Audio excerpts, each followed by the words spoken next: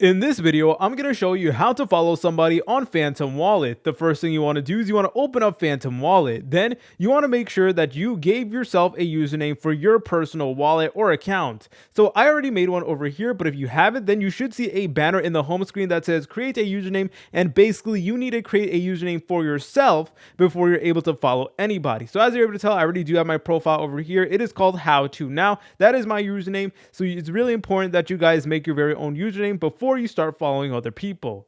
Anyways, guys, once you went ahead and made your username, all you want to do is you want to go to the top right and select on the magnifying glass over here. So if I go and type in like a random username like how to, obviously if you want to follow someone in particular, you would go ahead and write in their username.